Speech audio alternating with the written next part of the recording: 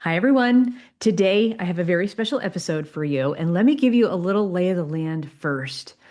It was recorded on a very special day. It's recorded on Earth Day 2026, and we've just had Artemis 2 go and circle the moon and come back safely and bring us new images of Earth and of the moon and of the stars and the cosmos. It's a really special time. And then we have one of the astronauts, Christina Koch, come on and say, Planet Earth, you are a crew. So as you listen to this episode, we're talking to the executive director of the Holt Smithson Foundation because I feel like Nancy Holt is an artist that can help you connect yourself to your human experience with the stars above. So I often read sculptures multiple times a year. I'll just go back and go look at them. Very similarly, people will read books several times a year or several times in their lifetime. And I use it as a reference point. So when I'm reading the sculptures, I'm like, what was I thinking back then when I first saw it? What am I thinking now? What am I thinking about the art world? What am I thinking of? What am I feeling? Like, how has the perception shifted? And one of those pieces is by Nancy Holt. It's titled Sun Tunnels. The very first time I saw it was on the cover of the book titled Overlay by Lucy Lippard. I first discovered it in college because I read this book. It has become my gospel. I was looking for an alternative to what I was looking and learning at the university. And Lucy Lippard just gave me a feminist perspective. She gave me a whole other perspective, and just not to take everything that I was reading as the absolute like singularity of truth. So she really helped me open my perspective on art and art history. So today we're going to learn the story behind the story of sun tunnels from the executive director of the Holt Smithson Foundation. So it was recorded on Earth Day, and now we're going to release it during the summer solstice time because sun tunnels is helping through light and shadow, through the experience of going to this destination to see this work of art, to help you connect with your human experience and with the stars above, using that passage of time that can be discovered through light and shadow in sun tunnels. All right, I hope you enjoyed this episode, and I'll see you in there. Hello, everyone. Welcome to Female Frequency Podcast. I have a very special guest today, Lisa Le Feuvre. Welcome, sister. Thank you so much for being here. It's such a pleasure to be here and to talk and think with you, Jodie. Let's do it because art, there's certain sculptures and certain paintings that are like books to me. I go back and I read them over and over throughout my life, and especially now I'm in a different phase of my life than I was when I was 20. And Nancy Holt's Sun Tunnels is one of those. A lot of people will go back and read the same book over and over, but I'll go back and go read the same sculpture. Oh, that is just wonderful. I mean, I have to say, Jodie, for you to share that with me, it makes not just my day, but my week, my month, because this is what Nancy Holt's work is all about. It's about this sense of somehow worming its way into not just your brain, not just your memory, but your whole perceptual field. And I completely agree. Every time I see Nancy Holt Sun Tunnels, I love it even more. Oh my gosh. Oh my gosh. It has been on my bucket list to see in person for years, and I I have just tried over and over again. Like one time was during COVID, and I just then couldn't travel. Even then, to be outside, it would have been fine. But that just was not going to work out for me. But what it made me do is it made me look harder for Nancy Holt's sculptures that I could go see. And that's when I discovered the one that's on Western Washington's campus in Bellingham, Washington. Ah, stone enclosure rock rings. I mean, that's an amazing sculpture. And she started working on it one year after she completed Sun Tunnels. But here's the thing about this unfulfilled desire, Jodie, of wanting to go and see it, but not quite making it there. For me, this is all about the work. So, one of you know how with any sculpture you have a list of mediums. Yeah. So, you have rocks, you have earth, whatever it could be. I sometimes think with Nancy Holt's outdoor works, it should also say desire. And desire is this wonderful thing. We all have it. And it's that sense that you're imagining your place in that place of the sculpture. And I think for some tunnels, that's part of the power.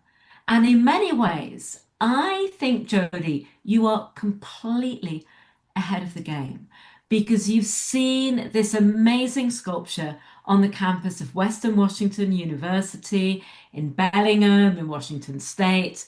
And this is a work that she really developed from the experience of sun tunnels. And what I love about the work in Washington State is it really is bodily. So it's open, and when you see it, you move your way through it. And it's a sense that it's an invitation, that it's saying, come, come and think with me. And I think Sun Tunnels is where it's almost as if she discovered the power of her work. And from Sun Tunnels, I really feel that Nancy Holt's work grew and grew and developed and developed. So, that itchy feeling, the right time will come when it's the right time. The work of art, I saw it for the first time on the cover of Overlay by Lucy Lippard. And this has been my gospel since I was a university student.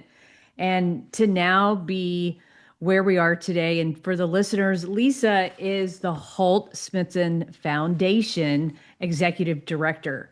So both of the artists, Nancy Holt and Robert Smithson, have now passed on, but they were a couple. They were a romantic partnership, they were artistic partnerships.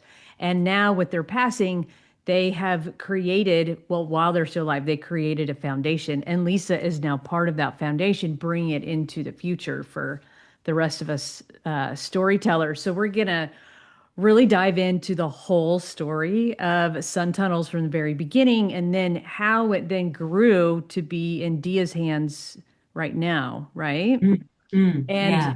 all of that. And that's one of my favorite things to do is to learn the story behind the story. And I just think you're the perfect person, not only because you're the executive director, Lisa, it's because when you said in an interview that Nancy Holt was a mystic, I just had a huge bolt of lightning go through me because something shifted. I felt like you were going back in and including something that had been long forgotten and just overlooked, erased from the 20th century American art in a way, because they were taking they were just usually looking at it for an object, taking away that perception, the experience of the viewer, and let's dive into it. Well, this phrase mystic, I might have said it once or twice, but it Yes. comes from Nancy Holt. So she made this incredible concrete poem. So concrete poetry is really where Nancy Holt began. Okay. She declared herself as an artist in 1966. And what's so great about concrete poetry is it's not just about what the words mean. It's not just about what the words sound like. It's about how the words sit on the page. And in this work called Making Waves, she made a graph. So, a graph, something super empirical of one day in 1974, and she charted when she was a feminist, when she was an artist, and when she was a mystic. And she was really thinking about how in one day, and I tell you, I can really understand this, we are many different varieties of ourselves. And then, what is a mystic? A mystic is someone who shows us something that exceeds language. Um, and for me, I mean, you've heard me say this before, Jodie, I'm really obsessed by the fact that art cannot change the world, but what it can do is it can change perceptions. And with that, the world can be changed. And I think in all of Nancy Holt's work, this kind of movement, oscillation between being an artist, a mystic, and a feminist, they're always there. And sun tunnels, it's all of those things and many other things too.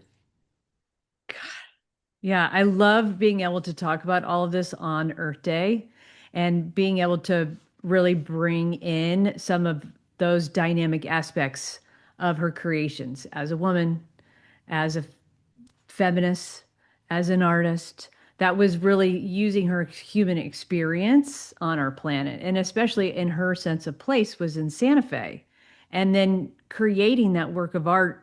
But at the time, was she living in Utah, or were they going back and forth? It's a really good question, actually. So, Nancy Holt moved to Santa Fe in New Mexico, which is where I'm sitting now in my office, in the offices of Holt Smithson Foundation. She moved here in 1995. Okay. And when she made Sun Tunnels, she was ostensibly living in New York City. Um, Okay. but she traveled out to the Great Basin Desert in Utah. And when you look at any images of sun tunnels, you'll always see Nancy Holt, comma, sun tunnels, and then the dates 1973 to 1976. So why did it take her 3 years? What did she do in those 3 years? 1973 is when she developed the idea. So, to come back to that wonderful word, when she developed the desire to make sun tunnels. Yes. And then she completed it in 1976. And she really came up with the idea that she wanted to make this work. And then she had to decide where to do it. Now, really interesting, like she was a super geek. She researched and researched and researched. And she initially researched New Mexico and Arizona. But New Mexico, every location that she found, there were overhead power cables. And she really wanted to find a site where you could not see any human communication infrastructure. Okay. Uh, so that took New Mexico out. Then she thought about Arizona, but she described, and I love this phrase so much, she said that the cacti were too charismatic. So, there's kind of cartoon cacti that everyone, especially Europeans like me, gets so excited when we see. And then she remembered going out to Utah to the Great Salt Lake when Robert Smithson was making his spiral jetty in 1970. And so she went out there and she managed to buy some land in the Great Basin Desert. And that's where she made the work. And really, the sense of her being a super geek, she tested ideas through drawings, through models, through collages, through photographs or models that she then drew on. And she worked with astronomers and she got them to give her the calculations. And then she checked their calculations. So she was so precise. I wish I could be that precise. I'm absolutely not. Yeah, something about her and the neuroscience of it all is so interesting. I mean, and the patience to be able to watch the stars and to watch that time, that passage of existence just go by. Yeah, I mean, in many ways, the this sense of time, Yeah. it's something that is in so many of Nancy Holt's works. And I think what she does is she offers this super generous invitation. She says, come, come and give me some time. And what do you see? What do you think? How do you develop ideas? And I think it's really that kind of invitation, that conversation where she doesn't just talk, she listens. That's why I love her work so much. Absolutely. Well said. And I loved how she was such a geek on documenting her process Mm, too. yeah. Yeah. I mean, with sun tunnels, I often like to think of it being a network. So there's a whole constellation of works under this umbrella title, Sun Tunnels. There's the Earthwork, and the Earthwork is four concrete tunnels arranged in an X formation. And around the time of the winter and the summer solstice, the tunnels directly line up with the setting and the rising of the sun. And each of these four concrete tunnels that importantly were made locally are perforated with four-star constellations: Draco, Perseus, Columba, and Capricorn. So that's the Earthwork. But then in 1978, she made a film called Sun Tunnels that really developed from her filming the earthwork. And through the medium of film, she can show us things that exceed our vision. Then she made drawings about the work.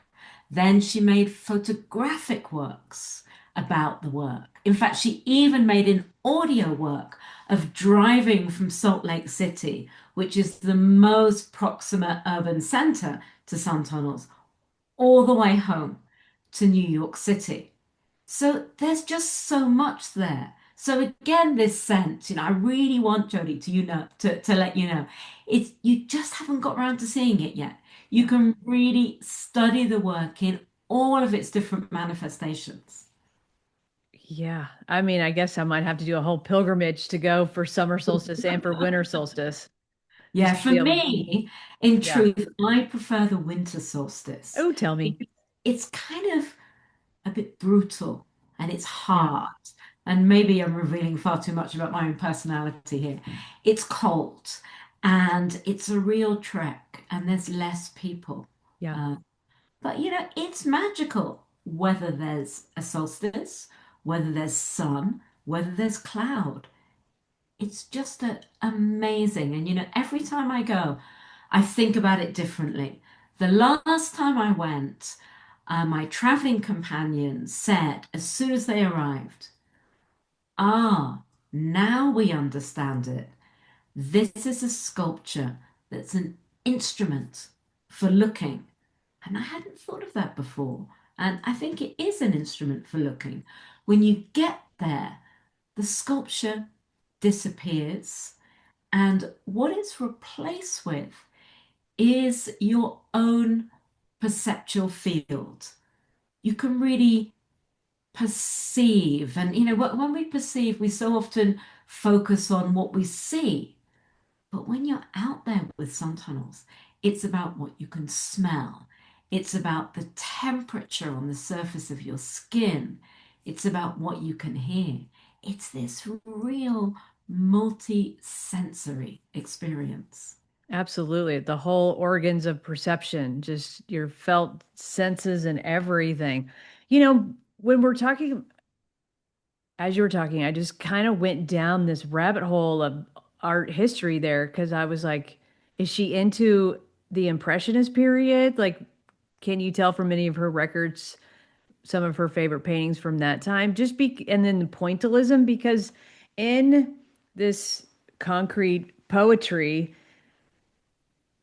to be able to be looking, you're seeing round dots, the round circles, and then the light coming through and making shadows and illuminating above and below. It's it's reminding me of like what the Impressionists were doing too, of trying to give you a passage of time in just a I mean, very different way. that is such an erudite observation. And really, no one has ever said that to me before. Now, my mind is racing, and I'm thinking, imagine an exhibition that would bring together Pointillism and Nancy Holt's work about this sense of looking at the details, the light, the circles. So, to your question, I mean, was she interested in Impressionism? I can't say for sure. I can't think of anything. My mind is scanning through her library, which we have just in the room behind my office here. And I don't know. I really have no idea. I feel like you need to make an exhibition of this so we can Okay. test out this theory. All right. Challenge accepted. Might have to start online, but let's go get a venue. I would love to. That sounds really great. And I can see it. So I'm going to have a hard time paying it, not thinking about that for the rest of our time here together. So I'll call you in a couple days. Um, so how did the rest of the story go with where the work was when she made it? How long did she get to enjoy it? And then all the hard work that went into making sure it was preserved. Yeah, so Sun Tunnels, I mean, really, she made it on site. Um, and what's really interesting, and especially in the context of your podcast, is if we think about Nancy Holt's peers, so other artists like Robert Smithson, Michael Heiser, Walter de Maria, they all really had patrons who helped them make the work. Nancy Holt didn't. So she bought the land herself. She got grants to be able to do it.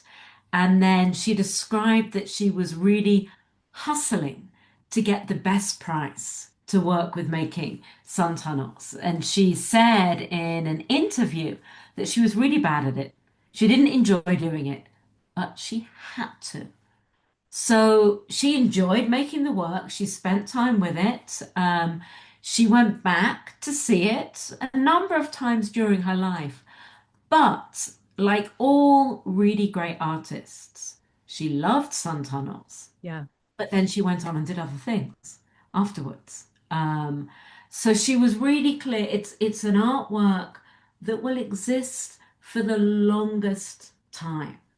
Um, so our foundation, Holt Smithson Foundation, became active in 2018, and I have the terrifying and wonderful honor of being the founding executive director. So I was hired in 2017, but I didn't formally start working for the foundation until 2018.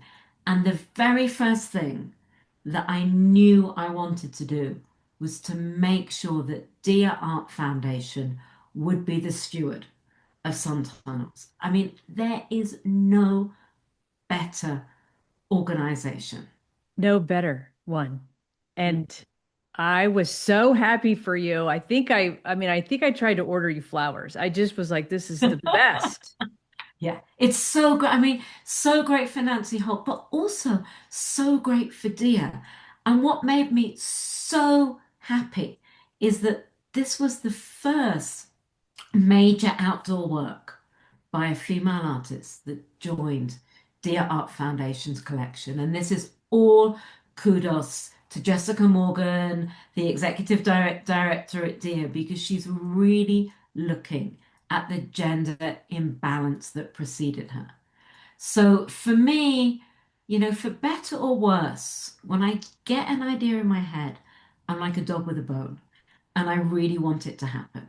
So there was nowhere else I wanted this work to go to. And then Dia took on the stewardship and they're doing it brilliantly. Yeah. And what does stewardship mean? It means making sure that this work can be here way beyond our lifetimes, that it really is there for generations to enjoy. And what's so great about sun tunnels is you can go any time of the day Yeah. to go and see it. You don't have to book, you have to get there. So you have to drive, so there's that. And you have to be prepared to really make a journey. So one of the terms that I always push against is I never want to say that sun tunnels is remote because it makes me, in all truth, a little bit aggressively say, what do you mean? Remote from what? So it's remote from where I'm sitting. It's remote from all of the major metropolitan art centers, but it's not remote from Wendover. It's not remote from Lucin. It's all about where you're talking from. And I think it's that sense that part of this desire is the journey out to see Absolutely. them. And I find it so interesting that Nancy Holt wanted to find a site where you couldn't see communication infrastructure, you couldn't see roads, you couldn't see overhead cables, but you have to get there by road. And it's one of the few places where you can, because there's not a lot of light pollution as well, and the horizon is that you can see the curvature. You can see the horizon and it goes on and on. And you know, there's this great story. So, as a storyteller, I have to tell you this story that Nancy Holt described in 1968.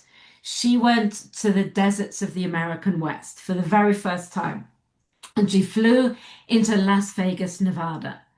Now, Las Vegas, Nevada was very different from what my research tells me back then in 1968 than it is now. Yeah. And she went out there and she said that she found it overwhelming. She could not sleep for 3 days because she went out there and the eye just went on and on and on. And in a way, I can kind of understand this. So I moved from London in the United Kingdom to take on this position of being executive director. And I'd been to the United States many times, but really, I'd only been to New York City and Los Angeles. Um, and then I came out and I could not understand the scale of the Americas. And the fact it's so different from Europe that you can drive and see no one. And that driving experience is something Nancy Holt was so interested in. One of my favorite works, and it's actually on show right now at the Schindler House at the Mack Center for Architecture in LA, is California Sun Signs. She made this work in 1972. She was driving through California and took photographs of works that took photographs of signs, I should say, that use the word sun. Um, and she was interested in that sense of traveling solo through the US interstate highway network. Hmm. I love her. I also do a lot of traveling, solo traveling, and I do love a good road trip.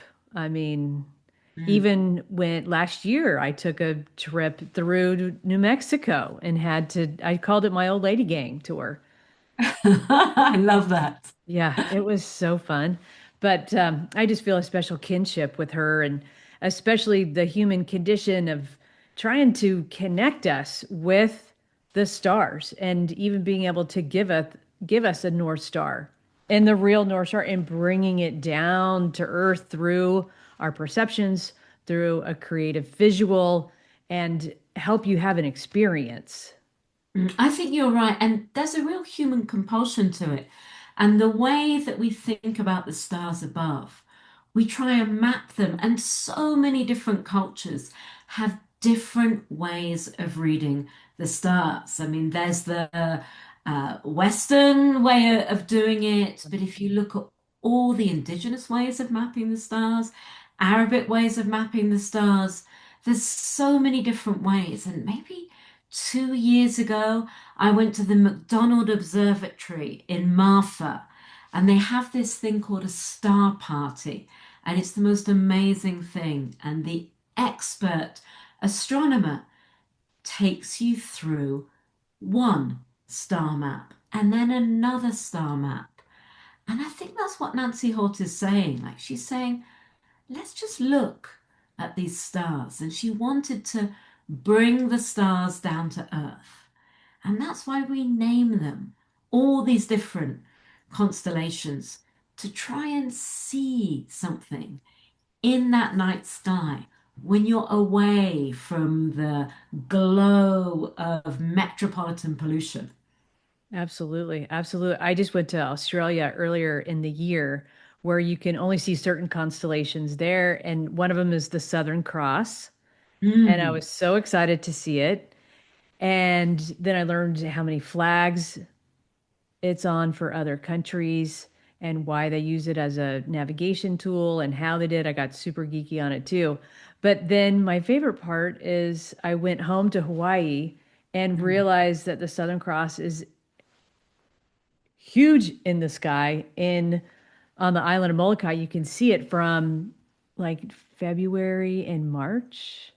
Mm. So I learned only at like 3 o'clock in the morning though. And I'm not awake necessarily at 3 o'clock in the morning, but I was to see this because one of my neighbors is an astronomer in his own right. And he's like, you can see the Southern Cross tonight. Everybody come out and see it. So it's when you can see it without light pollution and just see all of the twinkling, you do feel like you're a part of Earth in a way that only maybe the astronauts can feel like.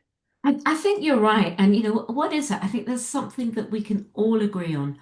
Being human is so difficult.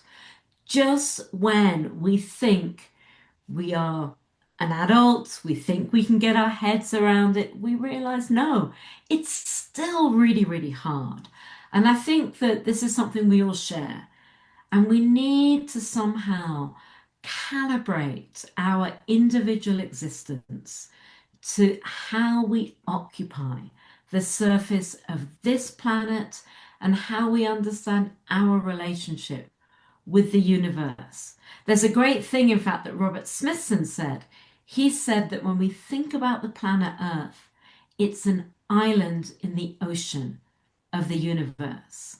And maybe why we're all, especially now, so interested in looking at images from beyond the realm of our planet is it kind of puts everything in perspective.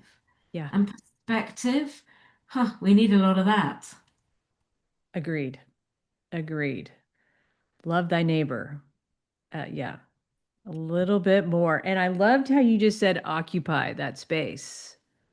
I mean, I think that's what we do. And I like using that word because one of the things, and I have to say that this is something that Nancy Holt and Robert Smithson's work was acutely aware of. We have to realize that everything we do has consequences. And it's maybe it's that sense if we think "Oh, we're occupying the surface Yeah. of the planet, that means we have a responsibility and a responsibility not just when we feel like it, a responsibility all the time.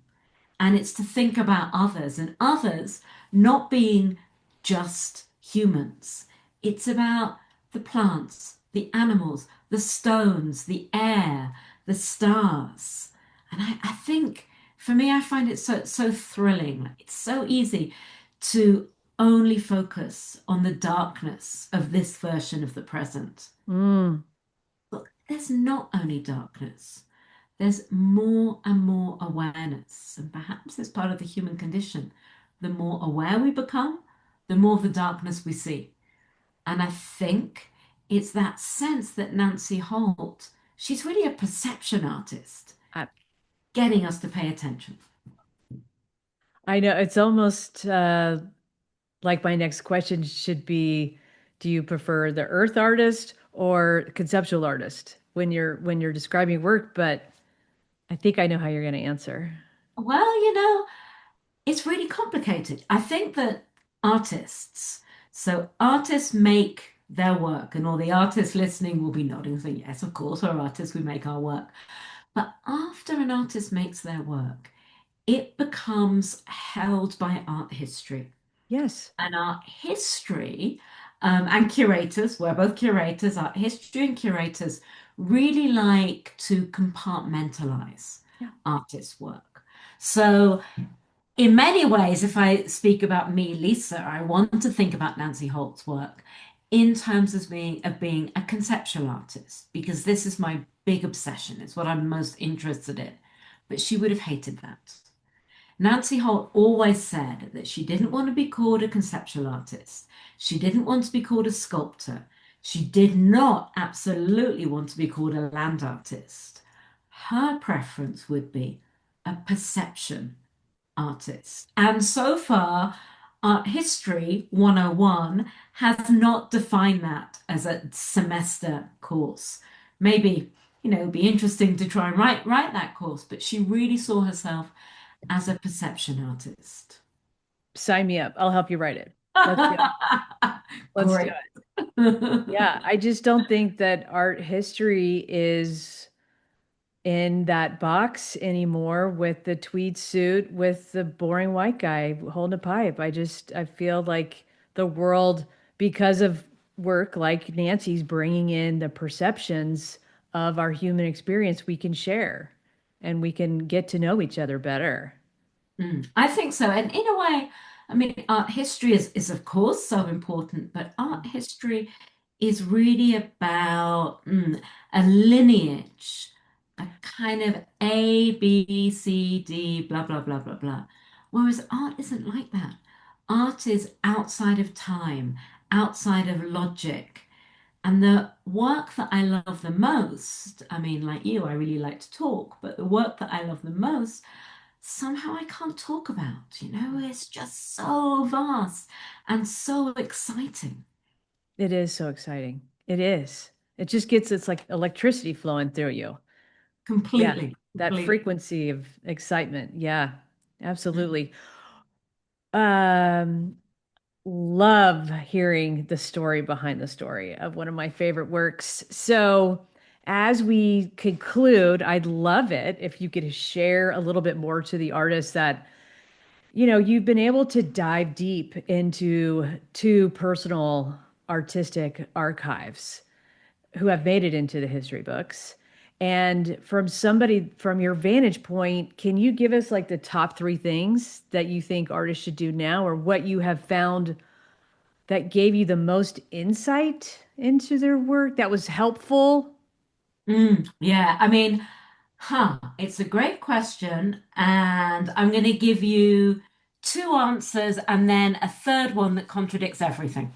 Uh, Perfect. So, advice for an artist thinking about how 50 years after they've passed from this plane of existence, how people like me, like you, can study their work. Notebooks. It's so amazing to see an artist's ideas in process. So I keep a notebook. I suspect you do too. I always carry it around with me. If someone were to look at my notebook, they'd see some very serious things. They'd see my notes on books, my notes on where I've been, but then they also see a shopping list or remember it's so and so's birthday.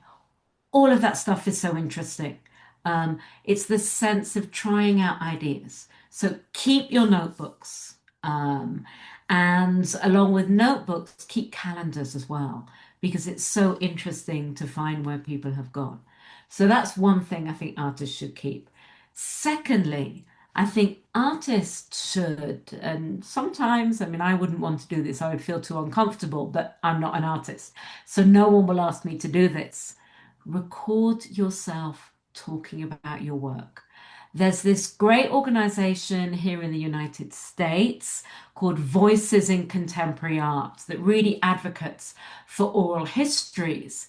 And in the United Kingdom, there's an amazing project that the British Library runs called Artists' Lives, where artists are recorded just talking. It gives you that insight. And when you hear an artist's voice, I mean, literally the way that they intonate their words, the way that they describe, you learn so much. So, for example, with Robert Smithson, we've got a few recordings of him talking on the telephone with Richard Serra that Nancy Holt, fully with their knowledge, used to record. They're so funny. So Robert Smithson is clearly someone who loves sitting on the telephone, chatting and chatting, asking all of the questions, being really generous. Richard Serra wants to know everything that's been going on. So you get this beautiful sense of who they are as people.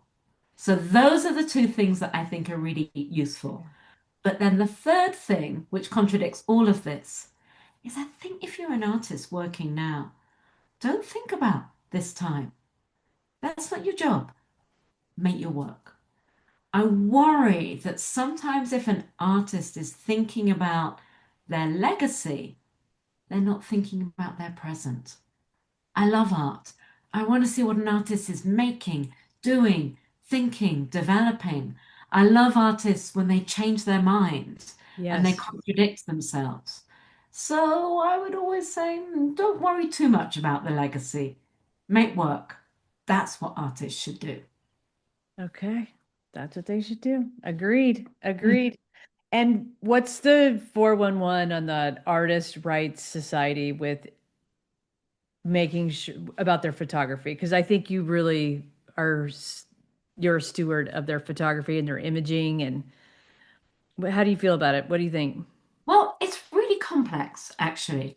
And I think so. In fact, I can answer this question because you've answered it for me already.